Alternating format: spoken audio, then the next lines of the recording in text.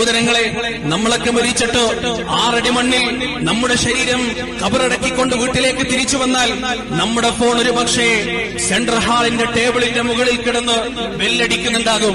ആ ഫോൺ തുറന്നു നോക്കിയാൽ വായിച്ചിട്ടില്ലാത്ത, മറുപടി കൊടുത്തിട്ടില്ലാത്ത മെസ്സേജുകൾ അപ്പോഴും നമുക്ക് കാണാൻ കഴിയും. നാം ഫേസ്ബുക്കിലിട്ട പോസ്റ്റുകൾക്ക് അപ്പോഴും ആളുകൾ ലൈക്കുകളും കമന്റുകളും അടിക്കുന്നുണ്ടാകും. പണി നടന്നുകൊണ്ടിരിക്കുന്ന വീട്ടിന് നാളെ മണലിറക്കട്ടെ എന്ന് ചോദിക്കാൻ കോൺട്രാക്ടർ ഒരു പക്ഷേ ഫോണിലേക്ക് വിളിച്ചുകൊണ്ടിരിക്കുന്നുണ്ടാകും. ഈ ലോകത്ത് നിന്ന് ആരുമൊന്നും പൂർത്തിയാക്കിയിട്ട് യാത്ര പോകില്ല. പകുതി കിട്ടുകൊണ്ടാണ് എല്ലാവരും ഈ ലോകത്ത് നിന്ന് വിട പറഞ്ഞു പോകുക. പോകുമ്പോ പണി പൂർത്തിയാകാത്ത വീടും, പറക്കമുറ്റാത്ത മക്കളും, പൂർത്തിയാകാത്ത സംഘടനാ വർക്കുകളും, ഒരുപാട് ബാധ്യതകളും, ഒരുപാട് പ്രശ്നങ്ങളും, ഒരുപാട് പ്രാരാബ്ദങ്ങളും നമുക്ക് പറയാനുണ്ടാകും.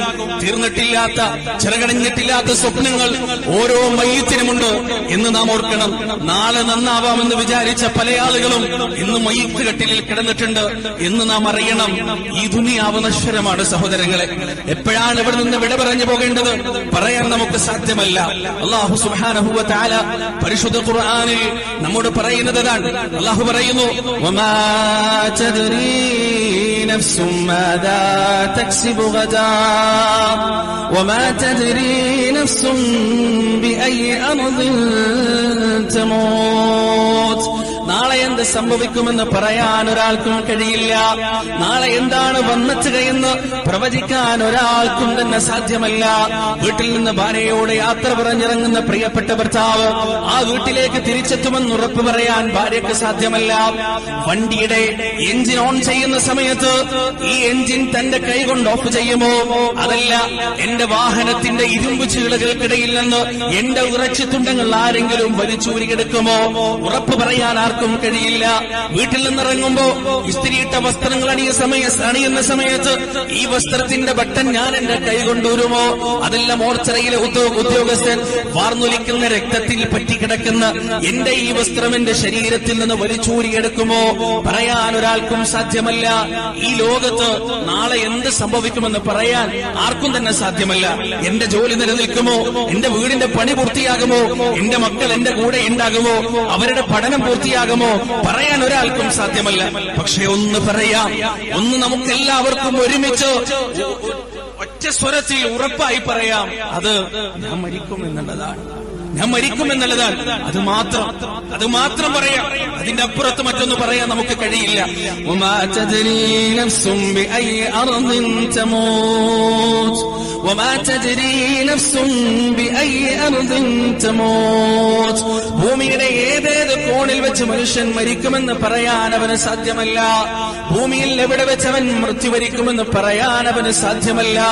ഈ ആന്തമാനിൽ വെച്ച് മരിക്കുമോ, വിംബർലിഗഞ്ചിൽ വെച്ച് മരിക്കുമോ, ഷ്വാർഗഞ്ചിൽ വെച്ച് മരിക്കുമോ, അതല്ല കടലിന്റെ ആഴങ്ങളിൽ ഏതെങ്കിലും മത്സ്യത്തിന് ഭക്ഷണമാകുമോ, അല്ലെങ്കിൽ കാടിന്റെ അകത്തെ ഏതെങ്കിലും ഹിംസ്രജന്തുക്കൾ ഭക്ഷിക്കുമോ, ആകാശത്ത് പൊട്ടിത്തെറിച്ച് ആൾതാമസമില്ലാത്ത ഏതെങ്കിലും ദ്വീപുകളിൽ ചെന്ന് വീഴുമോ, അതല്ല ആരുമറിയാത്ത അജ്ഞാത മൃതദേഹമായി ഏതെങ്കിലും മോർച്ചറയിൽ കാലങ്ങളോളം കഴിയുമോ, പറയാൻ ഒരാൾക്കും സാധ്യമല്ല.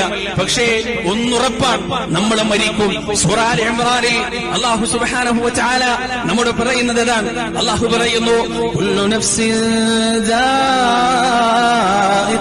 മൗത്ത് വഇന്നമാ തുവഫൗന ഉജൂറകും യൗമൽ ഖിയാമah ഫമൻ സുഹ്സിഹ അനിൻ നാർ വഉദ്ഖിലൽ ജന്നത ഫഖദ് ഫാസ് വമൽ ഹയാത്തുദ് ദുനിയാ ഇല്ലാ മതാഉൽ ഗുറൂർ. കുല്ലു നഫ്സിൻ ദാഇഖത്തുൽ മൗത്ത്, എല്ലാ ശരീരങ്ങളും മരണത്തിന്റെ രുചി ആസ്വദിക്കുക തന്നെ ചെയ്യുന്നതാണ്.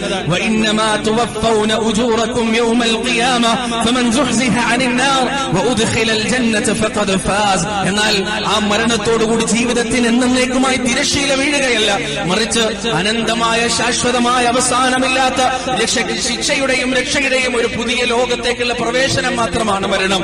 ഫമൻ സുഹ്സിഹ അനിൻ നാർ, ആരെങ്കിലും ആ മരണത്തിന് ശേഷമുള്ള ജീവിതത്തിൽ നരകത്തിൽ നിന്ന് മോചനം നൽകപ്പെട്ടുവോ, വഉദ്ഖിലൽ ജന്ന, സ്വർഗ്ഗത്തിന്റെ സുഖാഡംബരത്തിന്റെ പറുദീസയായ സ്വർഗ്ഗത്തിന്റെ പാന്താവിലേക്ക് ആരെങ്കിലും പ്രവേശനം നൽകപ്പെട്ടുവോ, ഫഖദ് ഫാസ്, അവൻ വിജയിച്ചിരിക്കുന്നു.